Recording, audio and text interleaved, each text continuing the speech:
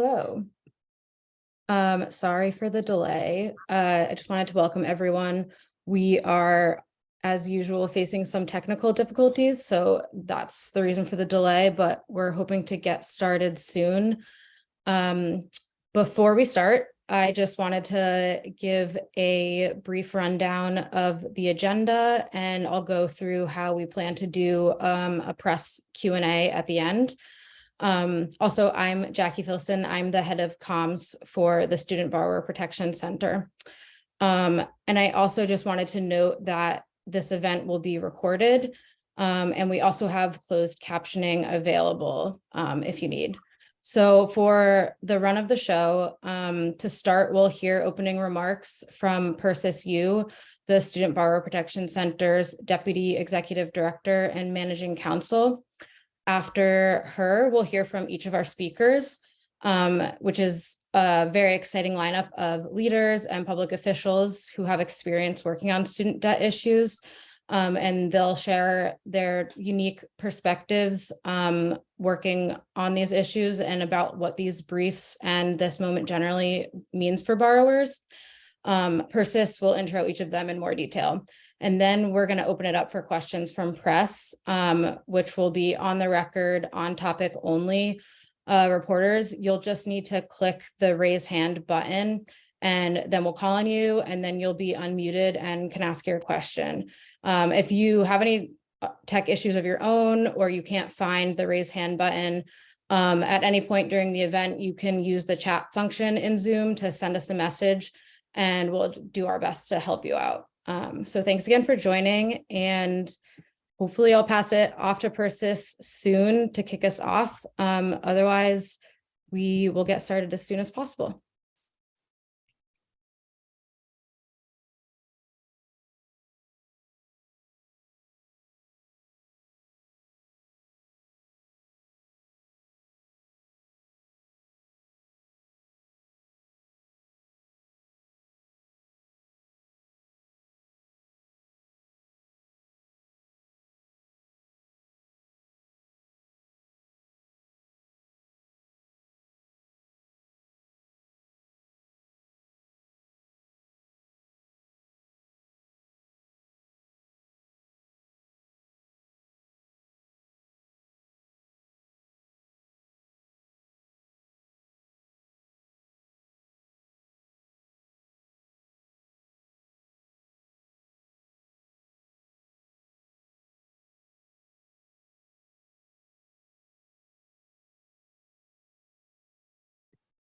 Just wanted to give an update. We are very close to sorting this out. And I just wanted to test to make sure that sound is working for audience members. We're getting some messages that folks might be having trouble. So let us know if it's still not working.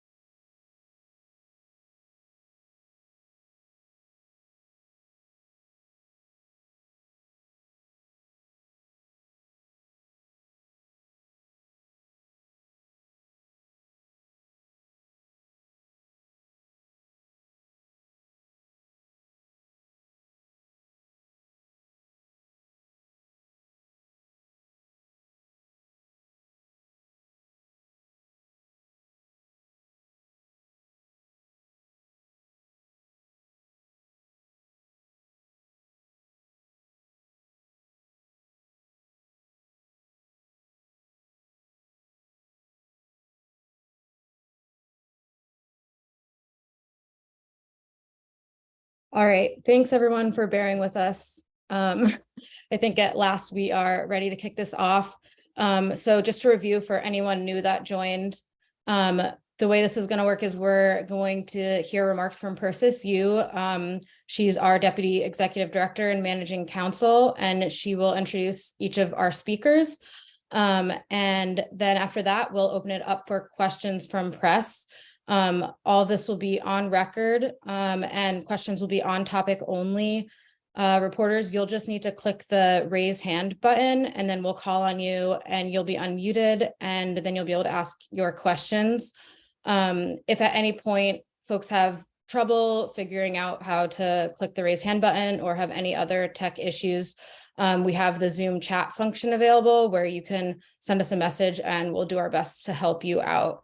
And finally, just a reminder that this event is recorded and we have closed captioning available for anyone that needs. Otherwise, I think at last we can kick this off with Persis.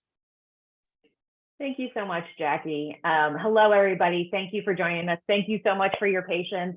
My name, as Jackie said, is Persis Yu, and I'm the Deputy Executive Director of the Student Borrower Protection Center. We are here today to talk about a historic coalition of cities, states, experts, advocates who have all come together today to file more than a dozen amicus briefs with the United States Supreme Court in support of President Biden's student debt relief program, which was announced last August. Since President Biden first announced his intention to cancel up to $20,000 in student loan debt for the vast majority of borrowers, opponents of student debt relief have filed numerous legal challenges seeking to halt this effort. As you all know, in December, the Supreme Court agreed to hear two of these challenges: Nebraska versus Biden, brought by Republican officials in Nebraska, Missouri, Kansas, South Carolina, Arkansas, and Iowa, and in Brown versus Biden, a challenge brought by two student loan borrowers in Texas and funded by the right-wing group Job Creators Network. To date, more than 26 million Americans have applied for student debt relief, and more than 40 million Americans are expected to benefit when this program is fully implemented. Today's briefs highlight that cancellation is legal and it is necessary. These briefs highlight the stories of working people, of borrowers of color, of veterans, of older Americans. They demonstrate the impact of student debt and the pandemic on our local communities, cities, and states. Joining me today to share these perspectives are Congresswoman Cori from Missouri's 1st Congressional District, Mayor Quinton Lucas from Kansas City, Missouri, and amici on the brief by cities and local governments, Skye Perryman, President and CEO of Democracy Forward, which authored the brief signed by over 40 legal scholars, Jeanette McCarthy-Wallace, General Counsel, NAACP, who filed a brief sharing the incredibly powerful stories by its members, demonstrating the need for President Biden's student debt relief program in the Black community. And finally, Randi Weingarten, President of the American Federations of Teachers, who are filing a brief along with AFSCME and AAUP, sharing the impact of the pandemic and student loan debt on working borrowers, and in particular on our nation's educators. So each of our speakers has prepared 2-minute remarks. After we go through each of our speakers, we will have time for questions. Unfortunately, Congresswoman Cori Bush and Jeanette McCarthy-Wallace will not be able to stay for questions, so hopefully you'll get a lot from their speakers. But first up, I'm going to kick it off with Congresswoman Bush, who represents the 1st District of Missouri and has been a steadfast champion for more than 825,000 student loan borrowers across the state of Missouri. Her oversight efforts into MOHELA have uncovered critical evidence central to these lawsuits that directly refute the opponent's economic injury and claims. So we're so grateful to have you, Representative. Thank you so much, and take it away. Thank you so much. I appreciate that welcome, and good afternoon to everyone. I want to start by saying thank you to the Student Borrower Protection Center for convening this timely and important press call. Thank you also to NEA, AFT, the NAACP, and all our organizational partners, particularly the City of St. Louis and our city defenders who have submitted thorough and well-researched amicus briefs in support of President Biden's student debt relief plan. Your relentless advocacy for the 43 million borrowers anxiously waiting or awaiting the SCOTUS decision, it has helped policymakers and borrowers alike stay updated and optimistic in this historic court case. President Biden's authority to provide student debt relief to borrowers is clear. We will not let exploitive servicers like MOHELA or Republican attorneys general, like in Missouri, who are spearheading this lawsuit. We won't allow them to continue to hold borrowers hostage. I'd like to share my personal student debt story with all of you, particularly my own story with MOHELA as one of my student loan servicers in my home state of Missouri.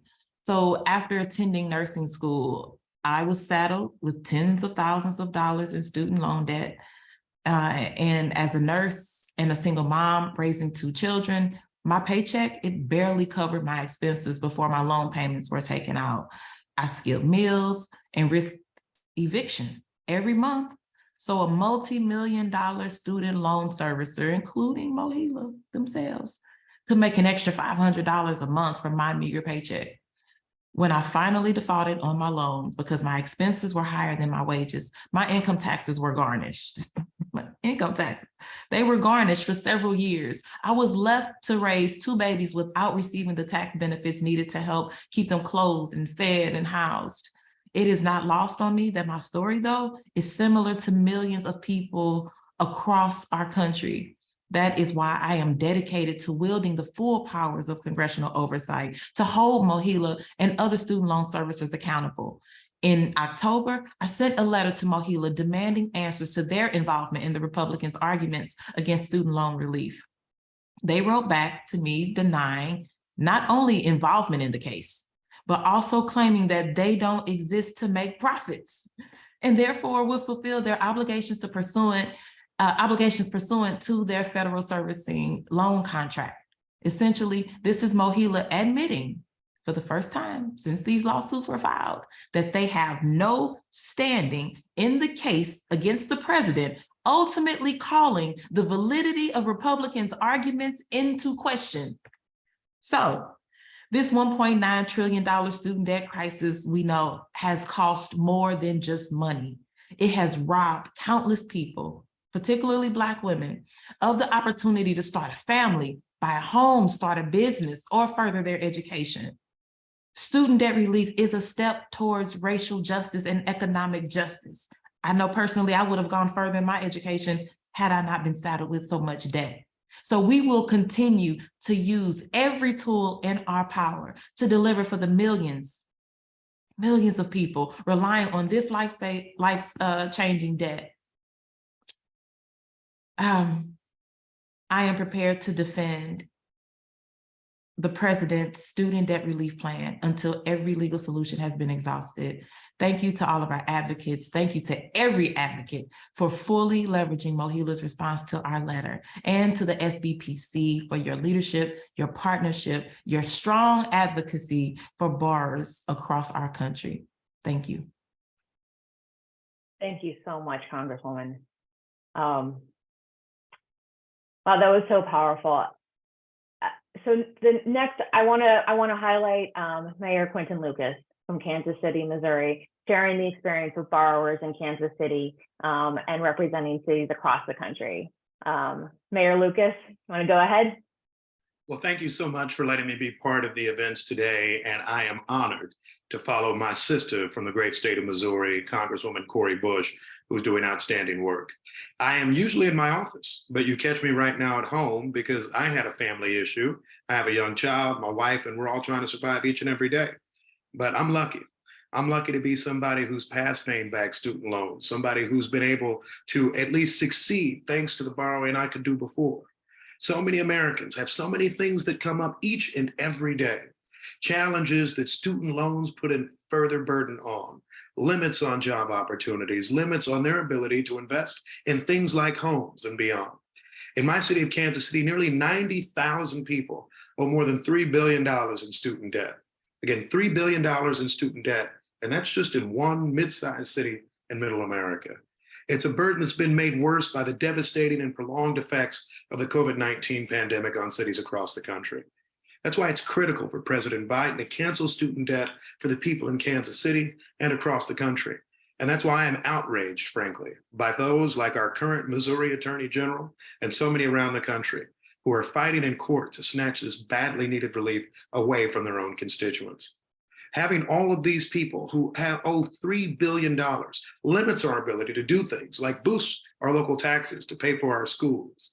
It limits the ability for people to become entrepreneurs, to take new chances, to look for ways that they can make their lives better each and every day. And the stakes are the highest for the most vulnerable residents in cities like mine. For families that are living paycheck to paycheck, this debt relief may be key to maintaining housing and putting food on the table. And as you'll hear today, there are lots of folks from Black and brown communities and truly from throughout all our state and all of our country who deal with these issues each and every day. I've been somebody who has been lucky to find a good job like this, being a mayor, who's been able to have that benefit of investing in student loans earlier, but we need to make sure that that opportunity exists for so many more. I remember being a young boy when my mother was experiencing homelessness, and indeed all of us were. It was that pathway to junior college here in the middle of the country that gave her the opportunity to succeed. Let's make sure not only that people have that opportunity to succeed, but that they're not burdened by billions and billions of dollars of debt that just allows folks to be profiteers and take further advantage of our communities. Thank you for standing with us today. Thank you all for fighting and for making a difference for the lives of people in Kansas City and throughout America. Thank you so much, Mayor Lucas. Thank you for joining us in this effort and for those powerful words. So the next, I want to pass it over to Skye Perryman, President and CEO of Democracy Forward, who's representing the legal scholars and really the crux of why is this program legal? So Skye, why don't you take it away? Thanks so much. And my name is Skye Perryman. I'm the president and CEO of Democracy Forward, and we're a legal organization that are dedicated to ensuring that the government works for all people and that the law is used as a catalyst for progress and democracy. What we know is that the president's debt relief program will provide crucial assistance to a huge number of people across the country, including in those states whose leaders are currently suing to stop it. Debt relief will help millions across the country recover from economic effects of the pandemic and will allow the department to resume its normal collections without setting off a wave of borrower bankruptcies. What we also know is that the president's debt relief program is not only necessary for people, but it is entirely lawful. As the Department of Justice has made clear in its brief filed at the Supreme Court, the legal community has also underscored the lawfulness of the president's plan. Today, we have filed a brief at the Supreme Court on behalf of 24 legal scholars detailing the lawful nature of the debt relief plan. Congress empowered the Department of Education and its bipartisan HEROES Act to provide financial relief to borrowers harmed by a national emergency. And the Department of Education has taken actions entirely consistent with not only the HEROES Act, but also the department's prior assertions of the HEROES Act authority and the overall structure of the act. This is in fact not the first time that the department has taken actions to protect borrowers under the act. Even the prior administration relied on this same law in providing for borrowers. Yet, since President Biden first announced his intention to cancel up to $20,000 in student loan debt for the vast majority of borrowers, Republican officials, including 6 state attorneys general and right-wing dark money groups, have filed 8 different legal challenges to halt this effort. It is unfortunate that Americans are starting a new year with continued uncertainty about their loans as a result of extreme efforts to undermine these lawful protections. We urge the Supreme Court to uphold the federal government's debt relief plan, to vacate the lower court's injunction. The president's plan is lawful, it is necessary, and it is appropriate. Thank you so much for having me today. Thank you so much, Skye, and thank you so much for Democracy Forward's leadership in bringing together this coalition of amici. We appreciate all of you and everything that we're all doing to try to just let the government work for the people. So thank you. Thank you. All right, next up is Jeanette McCarthy-Wallace, the General Counsel from the NAACP, whose brief highlighted the poignant stories of borrowers from the Black community who have been devastated by the pandemic and their student loan debt. So Jeanette, why don't you take it away? Thank you, Persis. Good afternoon. On behalf of the President and CEO of the NAACP, Derek Johnson, my name is Jeanette McCarthy-Wallace, and I would like to briefly discuss the reasons why the NAACP has joined this important fight. As part of the NAACP's history of advocacy to address racial injustice and student loan debt, we filed a brief today, along with Oric, Harrington, and Sutcliffe serving as co-counsel. As a preliminary matter, I want to thank the Debt Collective and the Student Borrower Protection Center for all of their hard and diligent work to highlight the student debt crisis. It should be without dispute that the COVID-19 pandemic has detrimentally impacted the ability of students to repay their student loans. Our brief highlights the legal case justifying the Biden administration's debt forgiveness order to cancel $20,000 in federal student debt for Pell Grant recipients and $10,000 for other borrowers making less than $125,000 per year. While those challenging forgiveness have claimed that borrowers are not worse off because of the pandemic, they are clearly wrong, and our brief establishes the reasons why. Our brief highlights the stories of a few of the countless student borrowers affected by the COVID-19 pandemic, who will be helped significantly by loan forgiveness. The NAACP has been advocating for student loan debt relief for several years. Student loan debt is crushing members of the Black community. 48% of Black college graduates owe more on their federal undergraduate loans than they borrowed, compared to 17% of white graduates. Black graduates face a stark wage gap.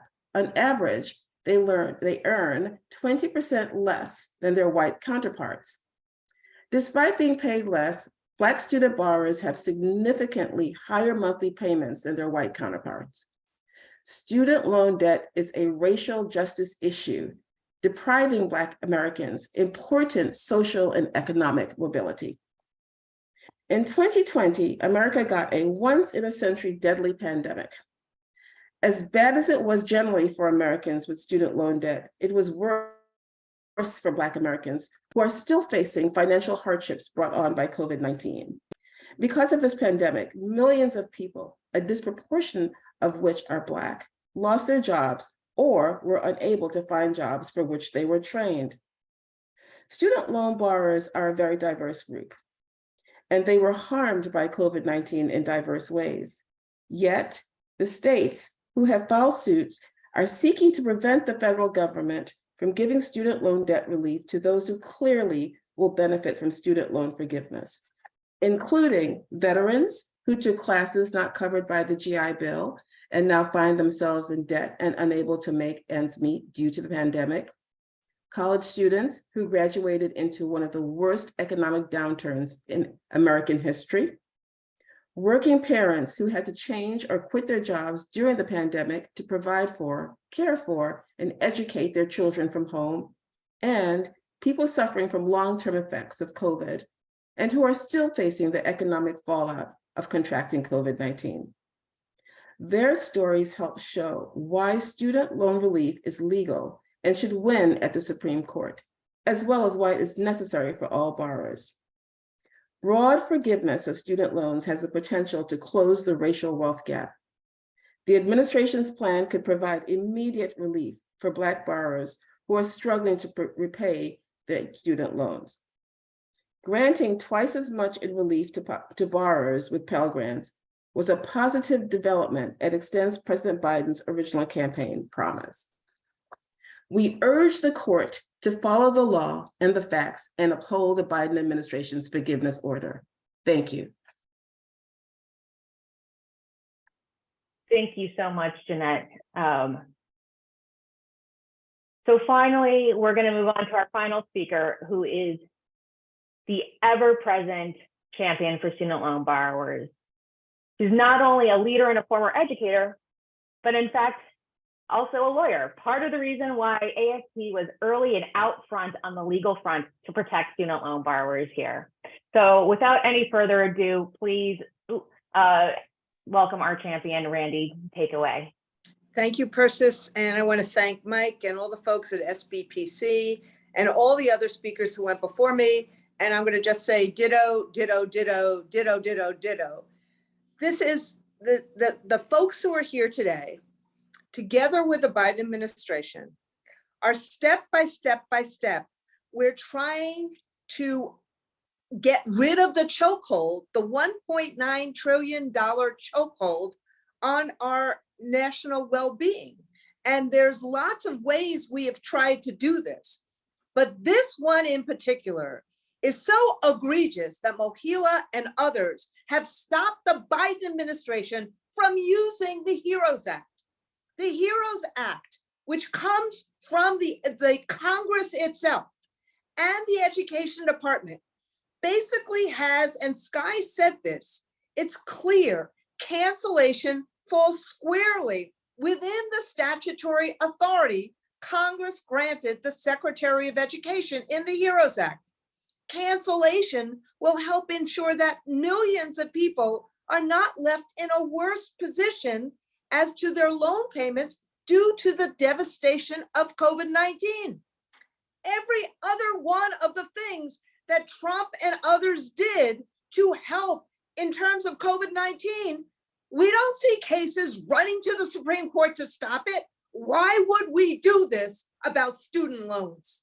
And that's why we are so outraged about this.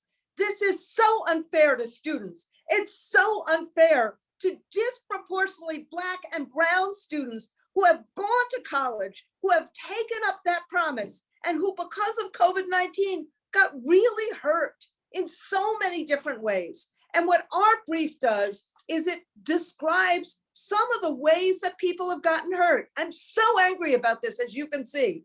Our brief shares the harrowing stories of teachers and nurses and adjuncts that have been crushed by student debt, burnt out by the pandemic stress. It tells the stories of people like physical therapist Nicole Braun-Cotton, who devotes her days to healing those with serious trauma and long-term disabilities. But she's saddled with $105,000 in loan debt, and she's unable to afford a home, and she's considering leaving the field.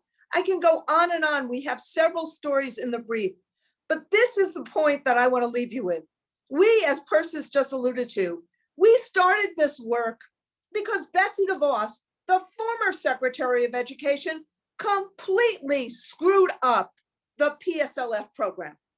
Instead of actually using it to help nurses and public employees and teachers actually get the benefit of the promise that was made, she made it harder and harder and harder. And so some of us sued her and sued Navient to try to unbreak the chokehold. And the same kind of obstructionists who are stopping us from getting the relief that the Biden administration is doing right now tried to stop us then. Oh, we don't have standing. Really? We don't have standing? We don't have on and on and on. What has happened with the Biden administration now is that they have undone some of the obstacles that these folks, the people who help the loan servicers, put up. And what has happened? We've gotten $24 billion of relief, of promises kept, of nurses and public employees and of teachers. So that's why, on behalf of ASME, AUP, and AFT, we filed this brief to the Supreme Court to say, please, these harms are there. They come right out of COVID. There is a way to actually allow this cancellation of debt is perfectly legal, and let Joe Biden do it.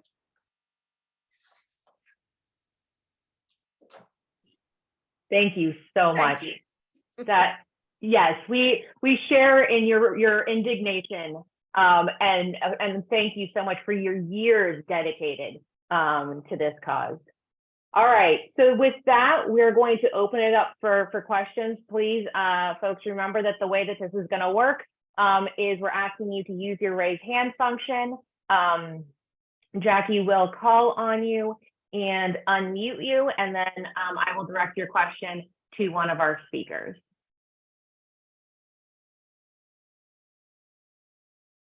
We'll give it a minute so folks can locate the raise hand button.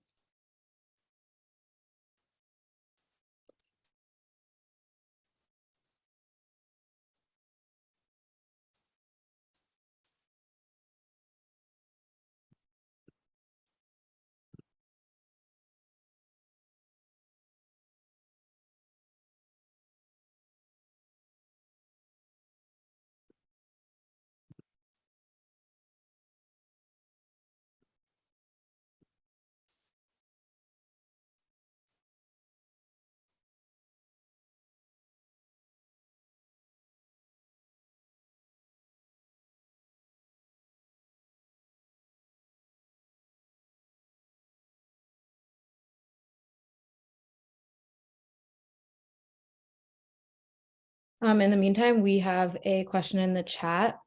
I'm sorry, I'm trying to figure out who this is for. I think this one is directed for I think Skye. Democracy Forward. Yeah. Yes. So can you give a brief and sort of plain language explanation of what the major questions doctrine is, and the implications of the further precedent that it would set if SCOTUS does indeed decide to block cancellation on those grounds? Sure. I mean, it's long been a, you know, it's not controversial that obviously when federal agencies take action, they have to take action that's been authorized by Congress. Yet there is this sort of new verbiage that is being used in certain court opinions called the major questions doctrine that seeks to misinterpret in some ways and expand and essentially expand it seeks to misinterpret these basic legal principles, which is that Congress has to authorize the department to act, which is in fact what it did here. And so we believe that any attempts to utilize a doctrine, either called the major questions doctrines or other arguments to confuse the issue here, are misguided and are not in accordance with the law. It is clear what Congress did in the Bipartisan Heroes Act. It authorized the Department of Education to act here. This is consistent with the way the department has used its authority before. It is inconsistent with the way the department used its authority in the prior administration, and it is a misguided attempt to try to block debt relief that is necessary and crucial for millions of borrowers throughout the country. I think it would be highly concerning if the Supreme Court were to misapply the law and block cancellation and block really the normal functioning of the Department of Education, enabling it to do its job, which is what Congress authorized it to do. Thank you, Skye. Jackie, do we have, looks like there was another one in the chat for Randi. Yes. Also, I think Akela Gardner from Bloomberg. All right, I'll let you do your job. Sorry. No, we're good. So Akela, we'll pop it over to you now. Hey guys, thanks for taking my question. I'm not sure if Representative Cori Bush is still here, but others can also weigh in on this question as well. But I suppose I'm curious what, if anything, you all would support if the Supreme Court does in fact block student debt relief. And is one of those things this proposal that we saw earlier this week from the department to sort of lower these repayment plan installations? Yeah, just wondering what your thinking is there. I don't know if there's someone who wants to take this first. Maybe Randi, you look like you have a response to that. Why don't I do both at the question in the chat and this at the same time? Look, I think what the department did this week, and I, put out a press statement saying this, was a good step. There is a labyrinth of knots that have, made it harder and harder and harder for both kids, young adults, and not so young adults anymore to kind of deal with college affordability, and deal with the student debt crisis. It's just not right to call this, something that, they're giving to rich kids. This is about how we help young adults go to college. So what the income repayment changes that the department just did are good in terms of long-term, so that, a family can actually have lower payments as they're starting their jobs in different walks of life.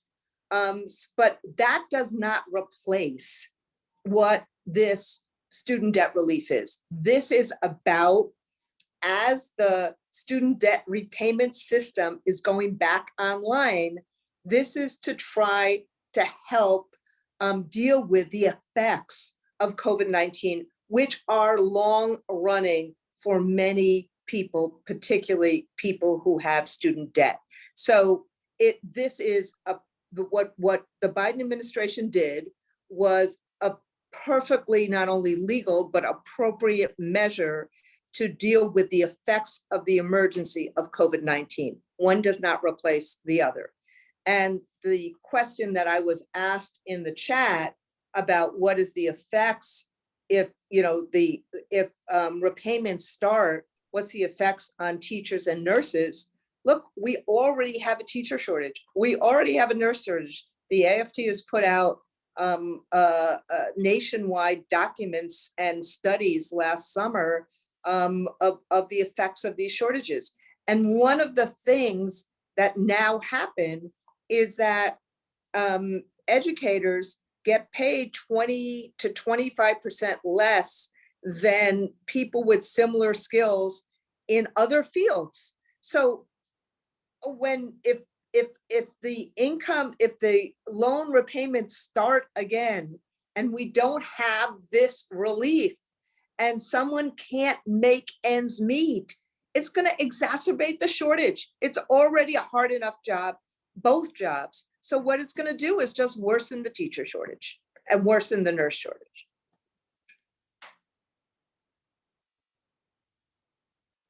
Thank you. All right. Does anyone else want to hop in, or Jackie, do we want to move to the next question? Barring that, I think the next question is for you, Mayor Lucas. Given that Mohela is based in your state of Missouri and the plaintiffs of Nebraska v. Biden are arguing potential harm to Missouri because of a perceived loss of future profit to Mohela, if cancellation is successful, can you speak to why cancellation would be overall a net positive for your constituents? Yeah, absolutely. Mohela, formerly the Missouri Higher Education Loan Authority, this is kind of a simpler one. It is vital that we have relief for not just the constituents I have in Kansas City, but throughout the state. And the reasons are fairly simple. First of all, we all recognize the harm right now, limiting the ability for folks to actually be able to start out new economic opportunities because they have these ever-growing burdens that stay on them year after year. Other things that tend to happen when you're carrying student debt, as I experienced and many others have, sometimes you have loans that are transferred to different organizations. If you move and leave your house, then you find yourself behind, paying higher interest, paying higher fees consistently, something that happens a lot, particularly with our student loan companies. The harms have been extensive for us here in Missouri and throughout the country for years. So a suggestion in some way by our state attorney general and state attorneys general around the country that those are insufficient harms, that we haven't seen those issues, is frankly just wrong. In terms of what the cures offer for us, they're very important. First, relief allows people a chance to continue to build their lives. I'm a mayor, and the things that we deal with a lot, you see it on cable news, homicides, issues with homelessness, hunger in our schools, so many things. They start from people actually not having the ability to have opportunity and to improve their whole lives. So much of our American experiment, particularly when you hear some on the right talk about it, is that people can pull themselves up by their bootstraps. But if you're facing thousands and thousands of dollars of ever increasing debt at a time that salaries aren't increasing at a rate to help support that debt load, what are you going to do? What you're going to do is not take those same chances, not take those same opportunities to make a difference in the lives for you and your family. So for all of us, this is vital. It is change making. It helps us actually say, how can we be proactive in terms of building up people's lives, as opposed to being reactive when we're talking about things like eviction relief and support, when we're talking about things like our violent crime numbers, when we're talking about low barrier to entry shelters. I've experienced homelessness in my life. Many in this state have, and importantly, not just in the cities, but in the rural areas and suburbs all around our state and our country. Let's help people build up opportunities in their lives to better themselves and their families. That's the cure that we have to avoid the harms of economic debt pulling you down in each and every day that so many people continue to face. Thank you. All right, I know that we are over time, but I think we have one last question in the chat. So Jackie, you want to read that one off? I actually think we have a hand raised, so I'm going to kick it to Maria Kina to ask your question.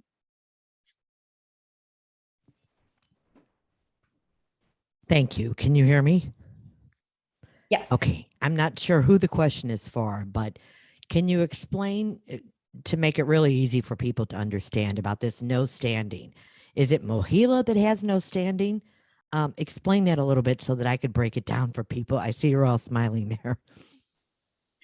Well, I'm gonna see if okay. So anyone who wants to hop in, Skye, why don't you go into that? Sure. I mean, there have been standing allegations here, and the legal scholars brief actually addresses the merits, which is the broader, I think, and more concerning point here, which is that there are so many special interest and right-wing attorneys general that are really making an argument that that the department doesn't have the authority to exercise and to protect people, which of course Congress authorized it to do. But there is what we call these are procedural arguments around whether certain parties have standing, and those are addressed in the Department of Justice's brief, which of course we can get you after the call if you don't have it. It's pretty clearly laid out there, as well as in some of the other briefs. The legal scholars that filed today wanted to underscore the legality of the president's authority to protect borrowers, which is of course what Congress authorized the department to do. And we can certainly get you the Department of Justice's brief and top line points there on the various procedural aspects of the case. Thank you, Skye. And I will just add to that, there are a number of briefs. So first of all, right, I think the answer is that our view is that cancellation is legal, period, right? Standing or no standing. But there are a number of briefs that also address the fact that there is also no standing in any of these cases too. And so there's actually a number of briefs that address this. We have one brief by Missouri Consumer Advocates, and it was drafted by the Berkeley Center for Consumer Law and Economic Justice, really discussing kind of the absurdity of the claim for standing based upon harm to MOHELA. And there's also even frankly like a conservative legal scholars who are not necessarily pro cancellation, but certainly are going to great depth as to why these states don't have standing under existing case law. And so I think that there's a lot of good material. I'm gonna close off the questions at that point because we are beyond time and I want to be respectful of our speakers' time. But just to kind of let you know what's going to happen next, we are going to send out our official press release. It has links to all of these briefs. We have both quotes from many of the folks who have participated in these filings. We also thought it would be helpful if you had summaries of the briefs, since I know that as much time as we all have to read hundreds of pages of amicus briefs today, we did provide summaries and excerpts from some of the briefs to help you along the way. There's also a media contact for a number of these brief filers. So if you do have follow-up questions, you will have contact information going forward. So Jackie, unless you have any other last minute parting words. No, I think, yeah, that's it. The press right. release will be in your inbox momentarily. And if you have any other questions, you can direct them my way. All Thanks, right. everyone. Thank you so much to our speakers. And thank you all for your participation. I hope everybody has a wonderful day. Take care, folks.